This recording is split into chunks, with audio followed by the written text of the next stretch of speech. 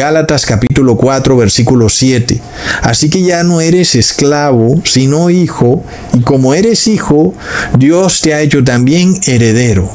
Entonces aquí cercenaron la frase que dice, Dios te ha hecho heredero por medio de Cristo. Bastante curioso, ¿verdad, hermanos? Miremos cómo todo esto tiene una secuencia, como un error doctrinal que se va ampliando y ampliando y ampliando.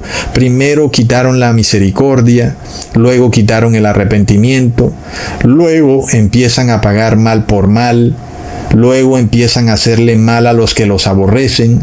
Ahora dicen que ellos se salvan por otras maneras, no por medio de Cristo. Eliminaron esta frase de la Biblia Nueva Versión Internacional, que somos salvos por medio de Cristo.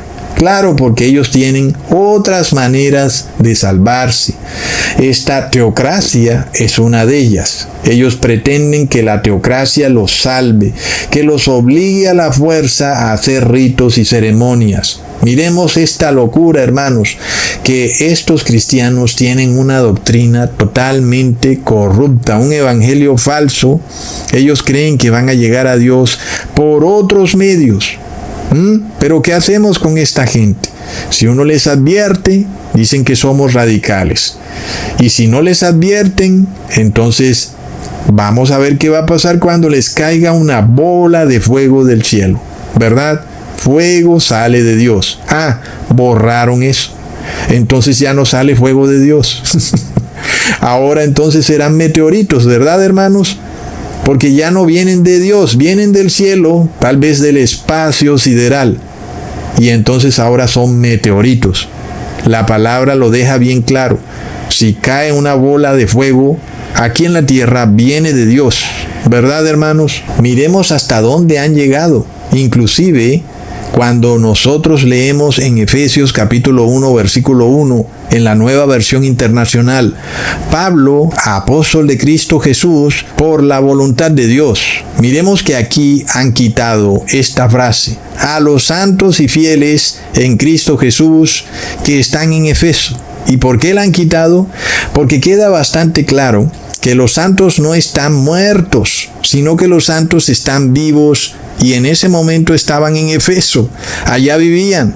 No vivían en el nirvana, no vivían en el cielo, ni tampoco vivían en Jerusalén, ni menos en Roma. Estaban en Efeso, los santos de Dios. Está bastante claro, hermanos. Esta Biblia Nueva Versión y las Biblias católicas son culpables de todas las doctrinas torcidas que se predican hoy en el cristianismo, inclusive la adoración a este Dios trinitario. Leamos en 1 de Timoteo capítulo 3 versículo 16 en la Nueva Versión Internacional. No hay duda de que es grande el misterio de nuestra fe. Él se ha manifestado como hombre, fue justificado por el Espíritu, visto por los ángeles, proclamado entre las naciones, creído en el mundo, recibido en la gloria. ¡Wow, hermanos! Miremos que aquí se han volado la frase que dice Dios ha sido manifestado en la carne. Y ellos la cambiaron por Él se manifestó en hombre. Y eso no es lo mismo en lo absoluto. Recordemos que los ángeles se manifestaron como hombres, pero no eran humanos. Los ángeles santos se manifestaron como hombres cuando fueron a donde Lot a sacarlo de Sodoma y Gomorra. Ellos se presentaron como hombres, pero no tenían la carne pecadora de los seres humanos. Hay una diferencia muy grande.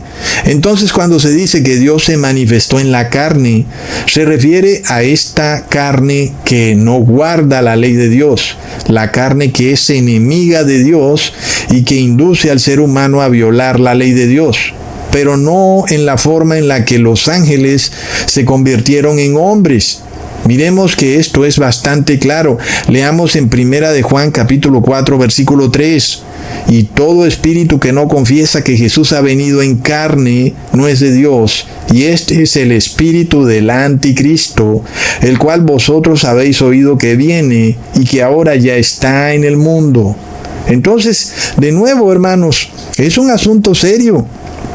Tú dices, sí, yo me leo esa Biblia, no pasa nada. Claro que sí pasa. estás recibiendo el espíritu del anticristo. Porque de nuevo, los ángeles eran espíritu o son espíritu. Con todo y eso pudieron manifestarse como hombres físicos. Sus manos tomaron a Lot y lo sacaron de Sodoma. Inclusive los ángeles también pudieron manifestarse como hombres que podían comer cuando visitaron a Abraham.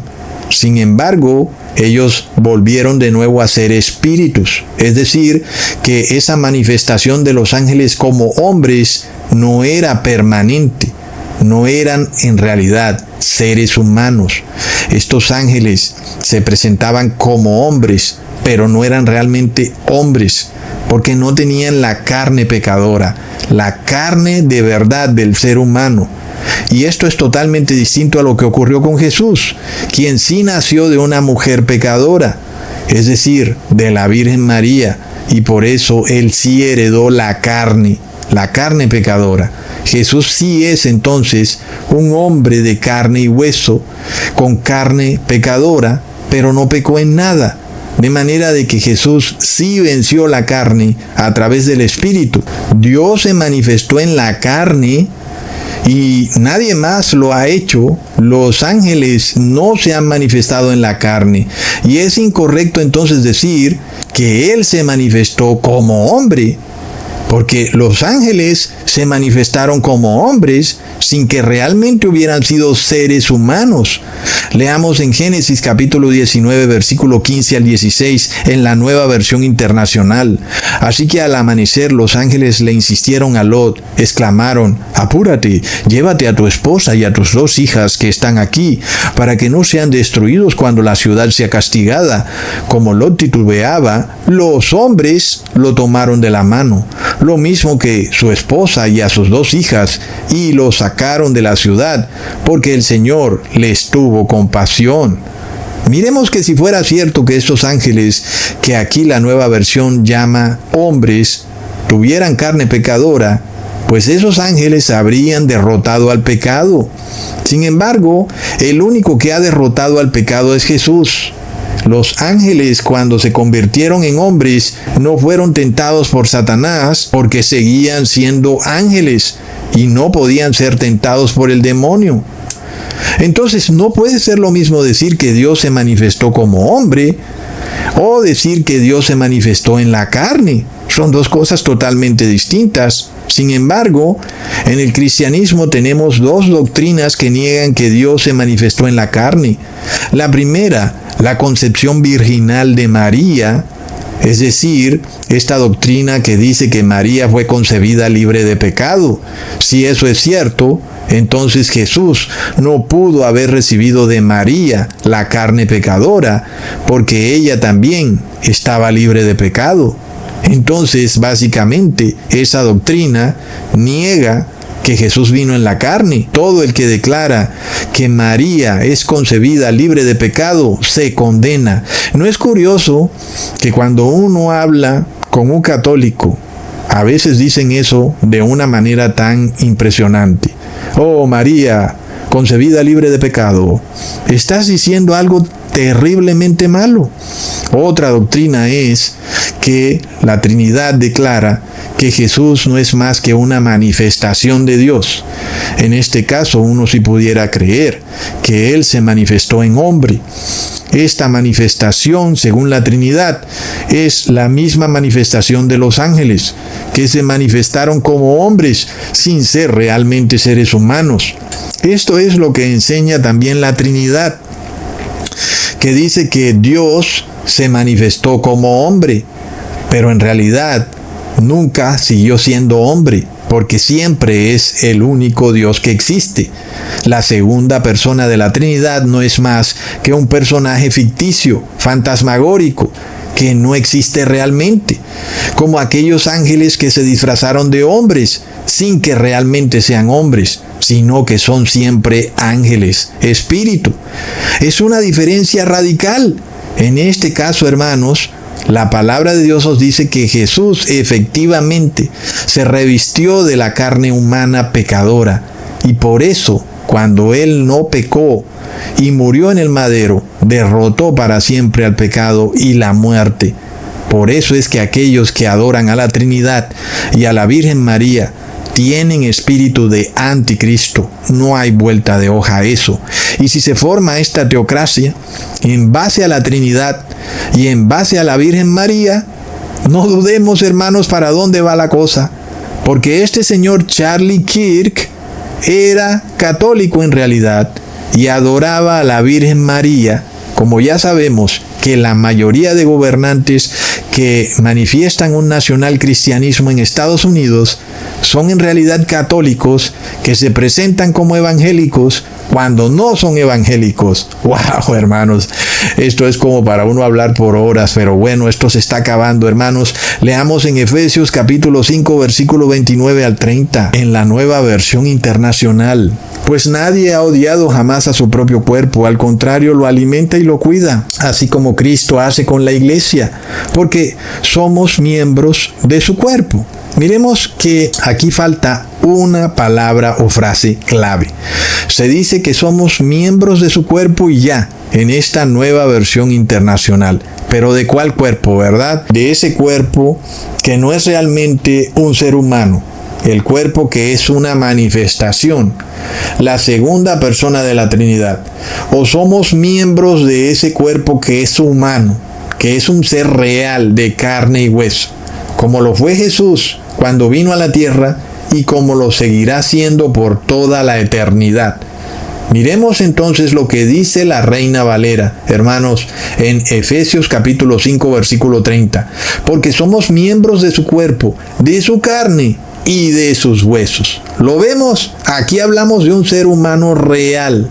Jesús fue y sigue siendo un ser de carne y hueso. Nosotros no somos miembros de la segunda persona de la Trinidad o de la Trinidad o de cualquier enloquecida doctrina que se inventa esta gente. Jesús derrotó su carne pecadora y ahora tiene una carne gloriosa, pero sigue siendo un ser de carne y hueso.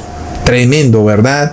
Nosotros nos unimos a ese Jesús, que es un ser humano, y Él entiende todo aquello que los seres humanos tienen que vivir, porque Él es un ser humano. Jesús es un verdadero esposo de la iglesia, un ser humano casándose con una iglesia hecha por seres humanos, como debe ser, ¿verdad? Un hombre real de carne y hueso, unido a una iglesia real de carne y hueso.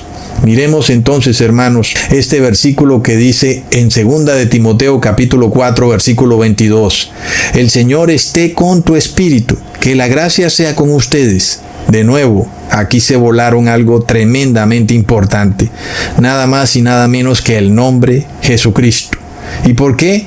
Porque para estos falsos líderes religiosos, quien está con tu espíritu es Buda, es la Trinidad, es Mahoma, es Alá, es Ganesha, es Vishnu, en fin, es el Dios que es el mismo Dios para todas las religiones, pero no es Jesucristo, el que está con tu espíritu.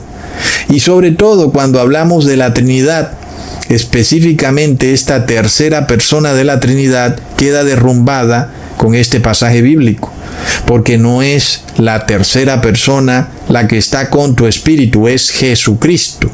Entonces, uno cómo pudiera decir que es cierto que este Textus Criticus con el que se escribieron las nuevas versiones de las Biblias es mucho mejor